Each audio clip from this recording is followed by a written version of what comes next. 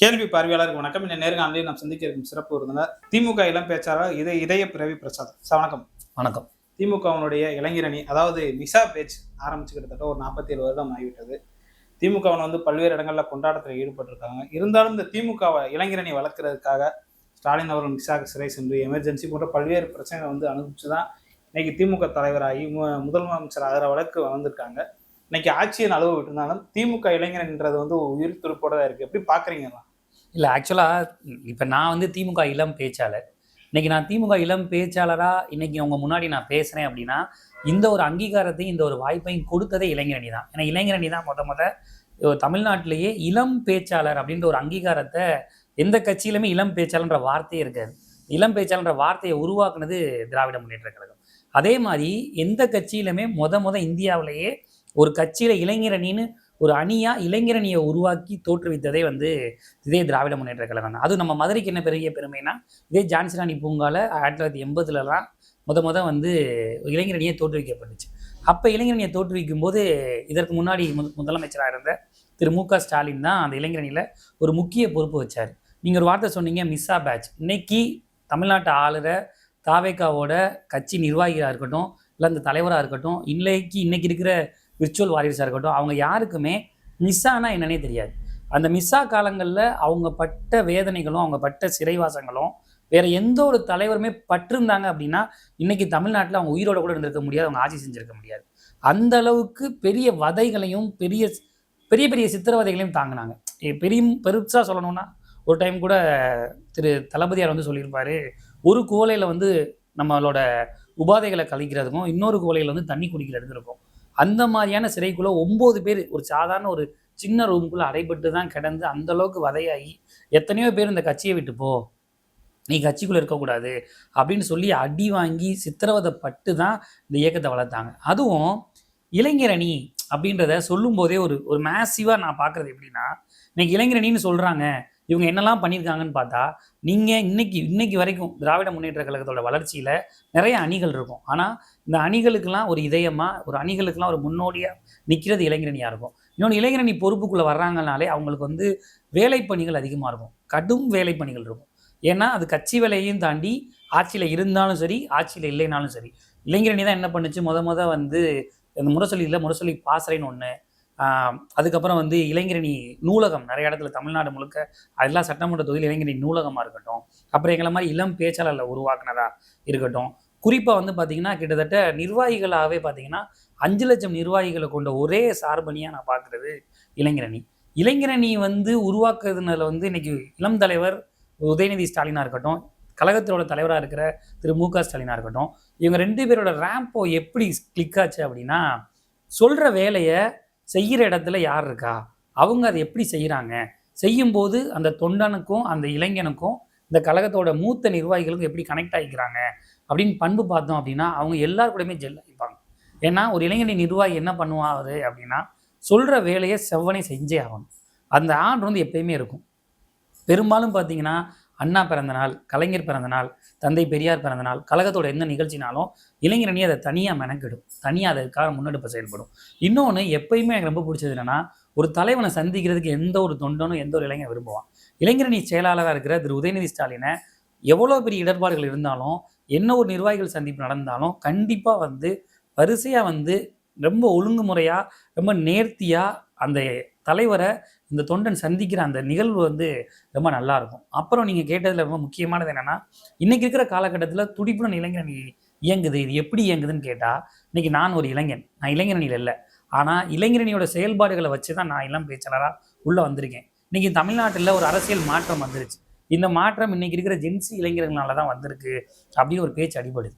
ஆனால் உண்மையிலே சொல்லப்போனால் இந்த ஜென்சி இளைஞர்களாக இருக்கிற தாவேக்கால இருக்கிற இளைஞரணி பசங்களையோ இல்லை திமுக இருக்கிற இளைஞரணி நிர்வாகிகளோ நீங்கள் கூப்பிட்டீங்க அப்படின்னா, இன்னைக்கு தமிழ்நாட்டு அரசியலில் எது தேவை, இன்னைக்கு திராவிடத்தை ஏன் இந்த இளைஞரணி நிர்வாகிகள் பின்பற்றுறாங்க, எதனால் திராவிடத்தை அவங்க மேலோக்கி கொண்டு போகிறாங்கன்றத அவங்களால உண்மையிலேயே ரொம்ப ஆத்மார்த்தமாக சொல்ல முடியும். அதுக்கு காரணம் என்னென்னா, தமிழ்நாடு முழுக்க பயிற்சி பாசறை கூட்டம் வச்சு நடத்தினது இளைஞரணி மட்டும்தான். தமிழ்நாடு முழுக்க அது தலைவர் தளபதியார் இளைஞரணி செயலாளராக இருந்தப்பையும் சரி, இன்னைக்கு இளம் தலைவர் அதை சிறப்பாகவே நடத்தினார். ஆமாம், அதை வந்து பண்ணார். இன்னொன்று என்னென்னா, அறிவு திருவிழான்னு ஒரு கான்செப்ட் வந்து சென்னையில் வள்ளுவர் கோட்டத்தில் நடத்தினது இவங்க தான். அதுபோல் புத்தக கண்காட்சி நடத்தினது இவங்க தான். இவங்க என்ன பண்ணுவாங்கன்னா, அவங்கள வந்து அரசியல் மயப்படுத்துவாங்க. இப்போ வந்து நீங்கள் இப்போ ஒரு ஒரு ஒரு ஒன்றும் இல்லை, ஃபேஸ்புக்லேயோ இன்ஸ்டாகிராம்லேயோ நீங்கள் வந்து தாவேகா தலைவர் விஜய் விமர்சனம் பண்ணி ஒரு வீடியோ போட்டால் அதில் கமெண்ட் பண்ணுற அந்த பசங்களை நீங்கள் எடுத்தீங்கன்னா, தாவேகாவோட பசங்களை எடுத்தீங்கன்னா, ஒன்றும் தகாத வார்த்தைகள் பேசுவாங்க, இல்லைன்னா ரொம்ப ரொம்ப கேவலமான ஒரு ஒரு தத்துவத்தில் தான் அவங்க பேசுவாங்க. ஆனால் இவங்க அதுக்கு பதிலுக்கு எப்படி கொடுப்பாங்க அப்படின்னா, இப்படி பேசாதீங்க, இப்படி பண்ணாதீங்க, இது உங்கள் சித்தாந்தம் இல்லை அப்படின்னு சொல்லுவாங்க. இன்னொன்று எனக்கு தெரிஞ்சு திராவிட முன்னேற்ற கழகத்தில் குறிப்பாக இளைஞரணி நிர்வாகிகளில் நீங்கள் யாரை கேட்டாலும் அவங்க கொள்கை தலைவராக தந்தை பெரியாரை ஏன் நான் தேர்ந்தெடுத்திருக்கேன்ற ரொம்ப தெளிவாக சொல்லுவாங்க.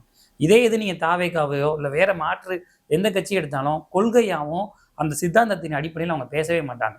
அவங்களுக்கு ஒன்று இந்த கவர்ச்சி திரைக்கு வந்து அந்த 5 கொள்கை தலைவர் பேர்களே தெரியாதவங்க பல நபர் இருப்பாங்க. ஆமா.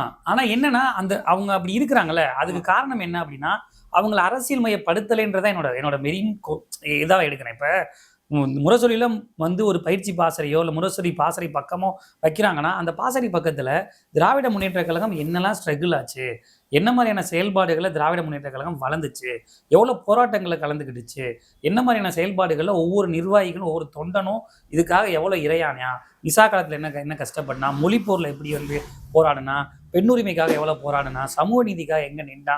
நீங்கள் நல்லா பார்த்தீங்கன்னா தலைவா, இப்போ இருக்கிற சூழலில் எந்த ஒரு திட்டத்தையுமே கொண்டு வந்தாலே அது ஏன் வந்து தாவேக்கால இருக்கிற பசங்களுக்கு புரிய மாட்டேதுன்னா, அவன் அதனால் பாதிக்கப்படலைங்க. இப்போ உழவர் சந்தைன்னு தலைவர் கொண்டு வந்தார்.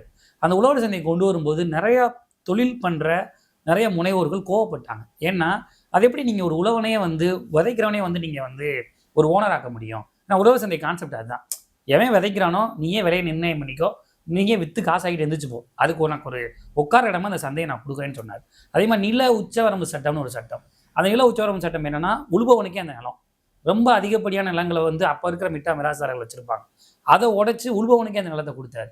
ஸோ இது அப்புறம் மெயினாக பார்த்தீங்க அப்படின்னா இன்றைக்கி சொல்கிறாங்க ஒரு பாமர மக்கள்லாம் பெரிய பெரிய அரசு பொறுப்புகள் வந்துட்டாங்க, எம்எல்ஏ ஆகிட்டாங்க, இப்போ அடுத்து எம்பி ஆக போகிறாங்க, இனி நாங்கள் தான் அப்படின்னு ஒரு சித்தாந்தத்தில் வராங்க. அன்னைக்கெல்லாம் பார்த்தீங்கன்னா ஒரு குதிரை ஓட்டுறவரை ஒரு மன்னரை வச்சு ஜெயிச்சு திராவிட முன்னேற்ற கழகம் வந்துச்சு. எப்பயுமே வாழ்க்கையில் நீங்கள் முன்னேறணும்னு வச்சுக்கோங்களேன், உங்களுக்கு நல்ல எண்ணம் இருக்கணும், உங்களுக்கு நல்ல சித்தாந்தம் இருக்கணும்.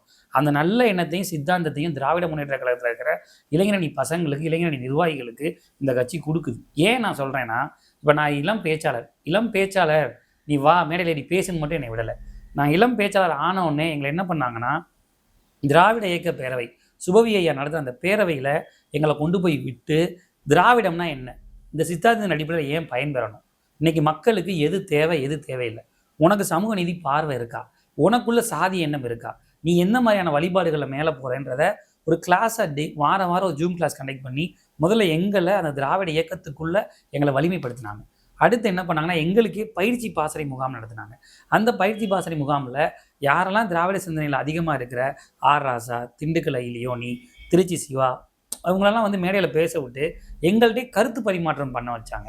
அந்த கருத்து பரிமாற்றம் பண்ணும்போது அவங்க ஒரு தலைவன், ஒரு மிகப்பெரிய பேச்சாளர், ஒரு பெரிய லெவலில் இருக்கிறாங்க, நாங்கள் ஒரு சாதாரண அந்த மாதிரி இல்லாமல் ஈக்குவலாக எங்களை என்ன பண்ணாங்கன்னா உட்கார வச்சாங்க. இன்னொன்று மெயினாக இங்கே பல பேருக்கு ரிசர்வேஷன்னா என்ன, இடஒதுக்கீடுனா என்னன்னே பெரும்பாலான ஆளுங்களுக்கு தெரியாது. மட்டும்தான் அது இருக்கு. ஆமாம், அப்படி ஒரு சீக்வன்ஸ் இருந்துச்சு. ஆனால் நீங்கள் ஒன்றும் இல்லை, இன்னைக்கு திராவிட முன்னேற்ற கழகத்தை ஒன்றை கூப்பிட்டு கேளுங்க, அவன் கரெக்டாக சொல்லுவான் ஏன் வந்து ரிசர்வேஷன் வந்துச்சு. ரிசர்வேஷன் வந்து எல்லா சாதிக்குள்ளேயுமே இருக்குது, அந்த எல்லா சாதிக்குள்ளேயுமே ஒரு கோட்பாடு இருக்குது, அதன் அடிப்படையில் தான் அவங்களுக்கு ரிசர்வேஷன் வந்துச்சு அப்படின்றத தெளிவாக அவனால் சொல்ல முடியும். இது ஏன் சொல்கிறான்னா, அதுவுமே அவனா சுயமாக சொல்லலை, அவனை சொல்ல வைக்கிது இந்த இயக்கம். அவனை தந்தை பெரியாரை படிக்க வைக்கிறாங்க, படிக்க வைக்கும்போது அவன் தந்தை பெரியாரை பற்றி படிக்கிறான், படித்தோடனே அவனுக்குள்ள ஒரு எண்ணம் வருது, ஏதோ ஒரு சாதி பின்னடைவில் இருப்பான், ஏதோ ஒரு சாதியோட நோக்கத்தில் இருப்பான். அவன் படித்து முடித்ததுக்கு அப்புறம் கண்டிப்பாக அவனுக்கு இருக்கிற சாதி உணர்வு போகும். நீங்கள் சாதி உணர்வு போகணுன்னா நீங்கள் தந்தை பெரியாரையும் அண்ணல் அம்பேத்கரையும் படித்தாலே போதும், உங்களுக்குள்ள இருக்கிற சாதி உணர்வு ஈஸியாக போகுன்றது என்னோட தாழ்மையான கருத்து. அப்போ ஆட்டோமேட்டிக் என்ன ஆகும், அவனுக்கு ரிசர்வேஷனை நோக்கி போவான். எது ரிசர்வேஷன், ஏன் ரிசர்வேஷனுக்குள்ளே போகிறான், எதனால் ரிசர்வேஷன் இவனுக்கு கிடைக்குது அப்படின்னு. ஏன்னா இன்றைக்கி எல்லாம் என்ன யோசிக்கிறாங்கன்னா, அவங்க தான் வளர்ந்து வந்துட்டாங்கல்ல, அவங்களுக்கு எதுக்கு ரிசர்வேஷன் இன்னைக்கு ஒரு எண்ணம் இருக்குது. அந்த எண்ணத்தை உடைக்கிறதுக்கான மெயின் ரீசன் என்ன அப்படின்னா, இங்கே யாரும் வளர்ச்சியை வச்சு ரிசர்வேஷனே இல்லை, அவங்களோட பிறப்பை வச்சு தான் இங்கே ரிசர்வேஷன். அவங்க இன்னமும் கஷ்டப்படுறாங்க. என்னன்னா ஒருத்தனுக்கு கிடைச்சிருச்சு இன்னொருத்தனுக்கு கிடைக்கலையே அப்படின்ட்டுலாம் இல்லை, கிடைக்காதவனுக்காக என்ன ரிசர்வேஷன் தேவை, கிடைச்சவனுக்கு இங்கே யாருமே பார்க்க மாட்டோம், கிடைச்சவன் தேடவும் மாட்டாங்க. ஏன்னா அது கிடைச்சிட்டுச்சுன்னா அவன் வந்து என்னென்னா வறுமை கோட்டுக்கு மேலே போயிடுவான். அவனோட சம்பாத்தியம் உயர்ந்துடும். உங்கள் பேன் கார்டுலேயே நீங்கள் எவ்வளோ நகை வச்சுருக்கீங்க, நீங்கள் எவ்வளோ பணம் டிரான்சாக்ஷன் பண்ணியிருக்கீங்கன்றது எனக்கு எல்லாமே வந்துடும். உங்கள் பேங்க் அக்கௌண்ட்டில் போனீங்கன்னா பேன் கார்டை வந்து அக்கௌண்ட்டோட நீங்கள் இணைச்சிருக்கீங்களான்னு கேட்குது இன்னைக்கு. அப்படி இருக்கிற சமூகம். ஆனால் நீங்கள் கிடைச்சிருச்சு, அவன் ஒரு சமூகம். கிடைக்காத ஒருத்தன் இருக்கான்ல, அவனும் அதே சமூகமாக தான் இருப்பான். நீங்கள் என்ன யோசிக்கிறீங்க? கிடைச்ச ஃபுல்லாக அவன் வளர்ந்துட்டே இருக்கான்னு, அவன் படிக்கிறான், அவன் ஒசர்றான், அவன் வளர்றான். ஆனால் நீங்கள் பார்க்குற கண்ணோட்டம் என்ன இருக்குது? கிடைச்சி அவன் வளர்ந்துட்டான்ற வெறுப்பை தான் உமிழ்றீங்க. இது ஒரு பிசிலையோ இல்லை வேறு ஏதாச்சும் ஒரு பிசிஎம்லையோ இல்லை வேறு ஏதாச்சும் ஒரு சாதியிலையோ மதத்திலையோ அவனை நீங்கள் அந்த மாதிரி பார்க்க மாட்டீங்க. ஒரு ஷெட்யூல் கேஸ்ட்டை மட்டும் தான் நீங்கள் பர்டிகுலராக அந்த மாதிரி பார்க்குறீங்க. இது உடைக்கணுமா? நீங்கள் திமுக மாதிரி ஒரு கட்சிக்குள்ளே வந்தீங்கன்னா அவங்க சித்தாந்தத்தை சொல்லித் தருவாங்க. அவங்க வந்து சாதியை சொல்லித்தர மாட்டாங்க, மதத்தை சொல்லித்தர மாட்டாங்க. அவங்க சித்தாந்தத்தை சொல்லித்தராங்க. அந்த சித்தாந்தம் தான் உங்களை மாற்றும். இன்னொன்று, இன்னைக்கு இளைஞரணி கான்செப்டுக்குள்ளே வரேன். இன்னைக்கு இளைஞரணி தொடர்ந்து பயணிக்கிறதுல இன்னைக்கு தமிழ்நாட்டில் பார்த்தீங்க அப்படின்னா திராவிட முன்னேற்ற கழகம் ஜென்சி டிஎம்கேன்னு சொல்லி தமிழ்நாடு முழுக்க அந்த நிகழ்ச்சி நடத்துகிறாங்க. நீங்கள் தமிழ்நாடு முழுக்க இந்த நிகழ்ச்சி நடத்துறதுல எண்ணற்ற இளைஞர்கள் உள்ள வராங்க. இந்த அத்தனை இளைஞர்களுமே எதன் அடிப்படையில் வராங்க அப்படின்னா அவங்க எல்லாருக்குள்ளேயுமே ஒரு கான்செப்ட் இருக்குது. என்ன கான்செப்ட்னா, திராவிடத்தை நாங்கள் பறைசாற்றுறோம், திராவிடம் எங்களுக்குள்ளே இருக்குது. நிறையா பேருக்கு தெரியாது திராவிடம்னா என்ன, ஏன் திராவிடத்துக்கு பின்னாடி நம்ம போகணும்னு. என்னையை பொறுத்தளவுக்கு திராவிடம்னா வேறு ஒன்றும் இல்லை. எதெல்லாம் ஆரியம் வேணும்னு சொல்லுதோ அது நமக்கு வேணாம், எதெல்லாம் ஆரியம் வேணான்னு சொல்லுதோ அது நமக்கு வேணும். இப்போ ஆரியம் சொல்லணும் குலக்கல்வி இங்கே வேணும்னு, எனக்கு அது வேணாம். ஆரியம் சொல்லணும் நீட் இங்கே வேணும்னு, எனக்கு அது வேணாம். ஏன்னா ஆரியம்ன்றது இன்றைக்கி இருக்கிற பாசிசம். எனக்கெல்லாம் இப்போ பெரிய வருத்தம் சகோ. இன்றைக்கி இருக்கிற காலகட்டங்களில் பெரும்பாலான மக்கள் இந்த பாசிசத்தையும் இந்த பாஜகவோட செயல்பாடையும் இன்றைக்கி மறுத்துட்டாங்க.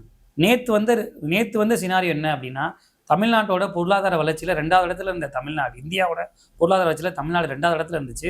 இன்றைக்கி 3வது இடம் போயிடுச்சு. ஆனால் இன்றைக்கி 3வது இடம் போன இந்த நிகழ்வை யாருமே பேச மாட்டாங்க. இன்றைக்கி என்னென்னா தனிப்பட்ட விமர்சனங்களை பண்ணுறது, முன்னாள் அமைச்சர்கள் வந்து அதை பண்ணாங்க இதை பண்ணாங்க, அதை பண்ணாங்கன்னு சொல்லி தான் நீங்கள் மாற்றிட்டீங்க ஓட்டை. அப்போ அதை பண்ணலை, அதை பண்ணிட்டாங்களே, அதுக்கான விளைவுகள் அவங்க தோல்வி ஆயிடுச்சு. சரி, பண்ணிட்டாங்கன்னு சொல்லி தோல்வி ஆயிடுச்சுல, நீங்கள் வந்துட்டீங்களே, நீங்கள் என்ன மாற்றம் கொண்டு வந்தீங்க? உங்களோட சித்தாந்தம் தான் என்ன? இவ காமராஜர் பிறந்தநாள் வந்துச்சு, உங்கள் கொள்கை தலைவராக காமராஜர் இருந்தார். இந்த கொள்கை தலைவரை நீங்கள் எப்படி கொண்டாடினீங்க அப்படின்னா, உங்கள் தலைவரோட படத்தை கொண்டு போய் ஒரு அங்கன்வாடியிலேயோ ஒரு பள்ளியிலேயோ வச்சு ஒரு மிட்டாயை கொடுத்து பண்ணீங்க. அது பண்ணாதீங்க. அது வந்து தமிழ்நாட்டில் எல்லா பள்ளிகள்லையுமே இதுக்கு முன்னாடி நான் பள்ளியில் படிக்கும்போது கூட காமராஜர் பிறந்த நாள், கலைஞர் பிறந்த நாள், அண்ணா பிறந்த நாள், தந்தை பெரியார் பிறந்த நாள், எல்லா பிறந்த நாளுமே ஒரு பேச்சு போட்டி, கட்டுரை போட்டி, ஓவிய போட்டிலாம் வச்சு கொண்டாடின சமூகம் தான் இந்த சமூகம். அது தேவையே இல்லை. காமராஜர் யாரு, அவர் என்ன பண்ணாரு, அவர் எதற்காக இந்த சமூகத்துக்குள்ளே வந்தார், இந்த சித்தாந்தத்தை தயவு செய்து சொல்லிக் கொடுங்க. ஏன்னா இன்னைக்கு பள்ளிகளில் பார்த்தீங்க அப்படின்னா வெயிலில் உட்கார வச்சு உங்கள் தலைவரோட படத்தை ஜூம் ஷாட்டில் வச்சு அவருக்கு பிறந்தநாள் வாழ்த்து தெரிவிக்கிறீங்க. அது தேவையில்லாதது. உங்கள் தலைவர் வந்து மக்களுக்கோட மக்களாக நின்று இந்த மண்ணுக்கும் இந்த மக்களுக்கும் ஏதாச்சும் ஒரு பிரச்சனைக்கு போராட்டத்துக்கு கலந்துக்கிட்டாரு அப்படின்னா நீங்கள் அவரை பற்றி கொண்டாடுங்க, தப்பு இல்லை. ஒன்று அவர் திரைக்கவர்ச்சினால வந்தார். இன்னைக்கு யாருமே நான் விஜய்க்காக ஓட்டு போட்டேன், விஜய் வந்து இந்த இடத்துல போராட்டத்தில் கலந்துக்கிட்டாரு, இந்த ஆர்ப்பாட்டத்தில் கலந்துக்கிட்டாரு, இந்த இடத்துல ஒரு பணி செஞ்சார், இந்த இடத்துல ஒரு செயல் செஞ்சாருன்னு சொல்லி நீங்கள் ஓட்டு போட்டிருந்தீங்கன்னா உண்மையிலே உங்கள் தலைவரை கொண்டாடலாம். ஆனால் அப்படிப்பட்ட ஒரு தலைவர் அவர் இல்லை. அப்படிப்பட்ட தலைவர் இல்லாத ஒருத்தவர் நீங்கள் என்ன மாதிரி பண்ணுவீங்கன்னா, இப்போ கூட நான் மேலூரில் கூட அந்த உயர்கல்வித்துறை அமைச்சராக திரு விஸ்வநாதன் என்ன பண்ணாருன்னா, ஒரு ஆசிரியர்களோட டாடி மம்மி வீட்டில் தடை போட யாரும் இல்லைன்னு பாட்டு போட்டு தான் ஆனாரே தவிர்த்து, ஒரு சித்தாந்தத்தின் அடிப்படையில் இந்த தலைவர் இதுக்காக நின்றாரு, இந்த தலைவர் இதற்காக பண்றாரு அப்படின்னு அவங்க வந்து பேசவோ கைப்படாத சிடி பாட்டெல்லாம்.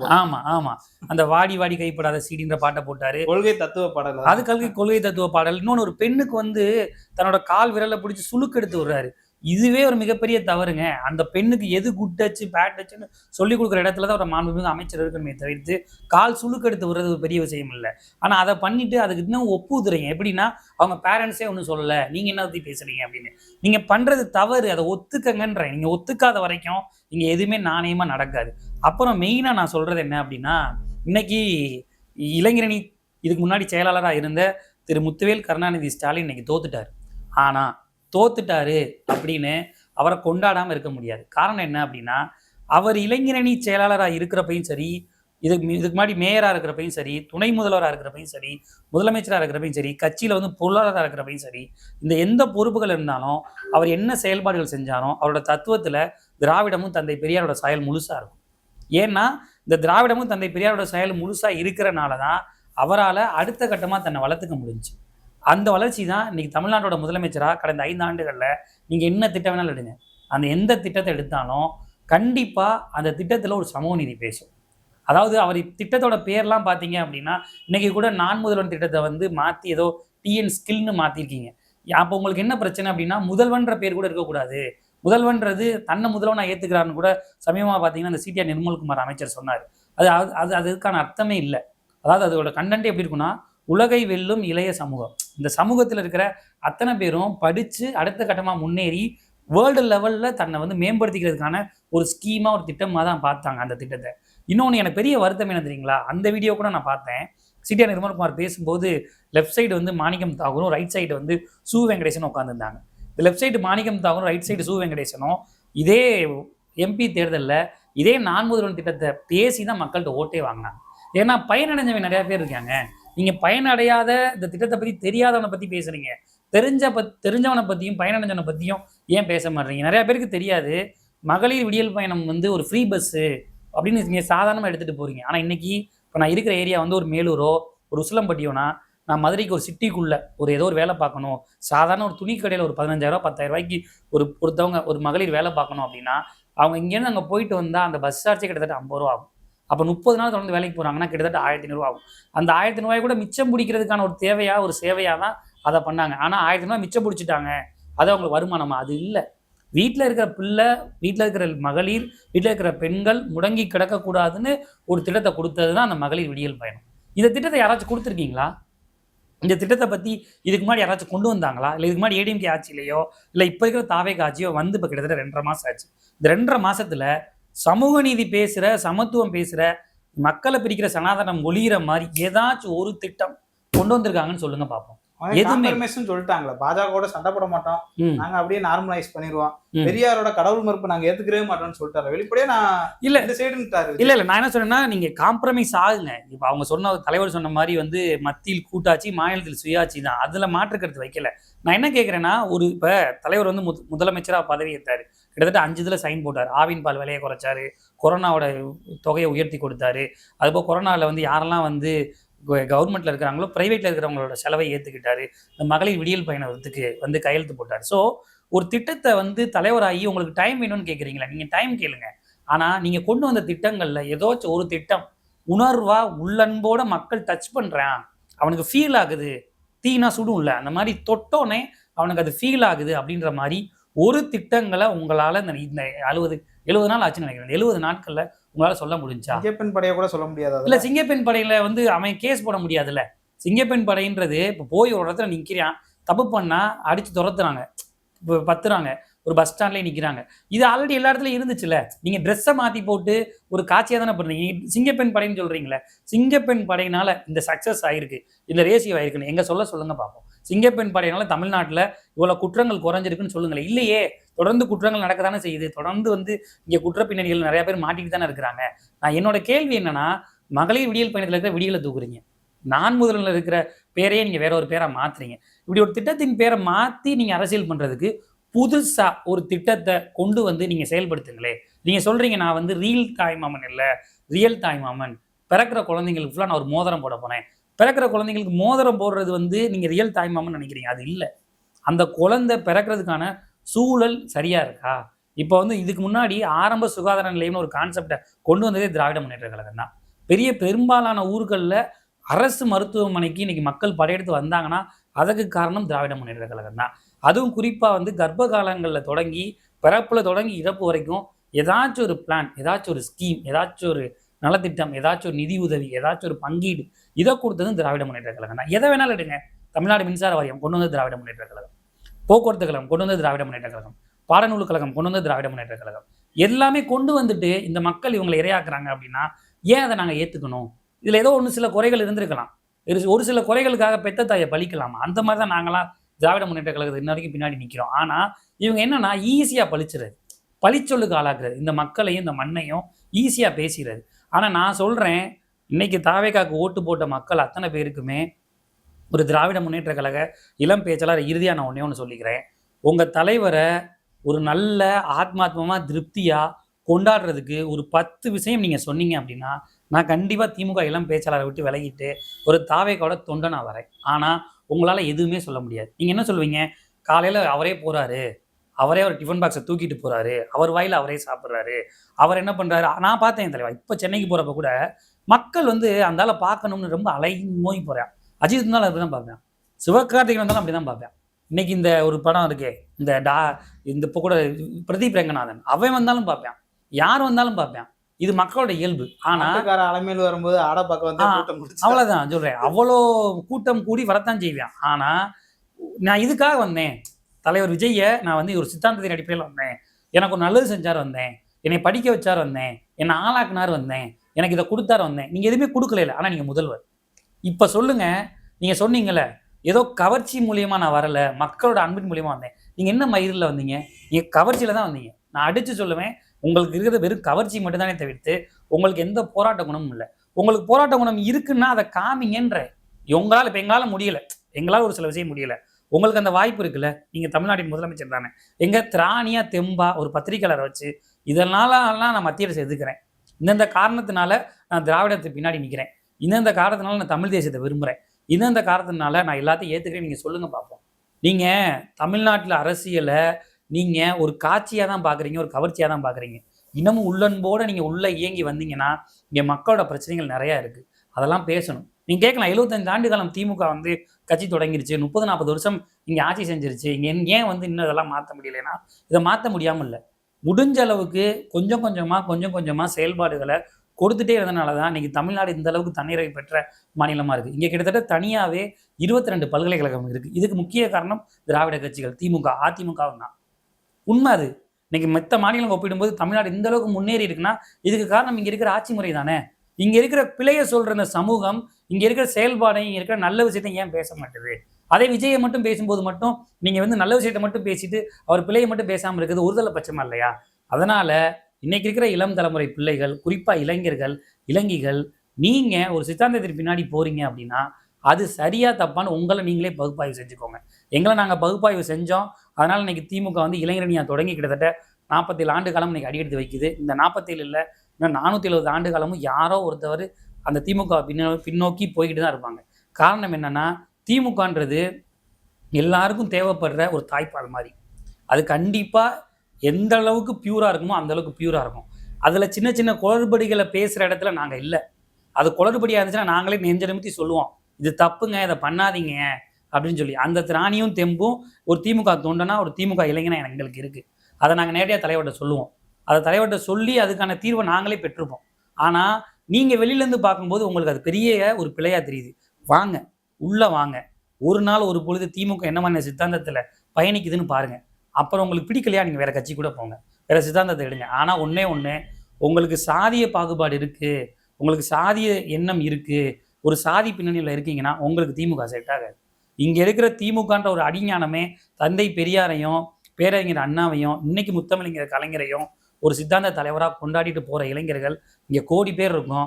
எத்தனை விஜய் வரட்டும், இனி அடுத்து எத்தனை பேர் வேணாலும் திரைக்கட்சிக்கு பின்னாடி வரட்டும், எங்கோ எதுலையோ என்னைய மாதிரி ஒரு இளைஞன் திராவிட சித்தாந்தத்தை பேசிட்டு தான் இருக்கும்.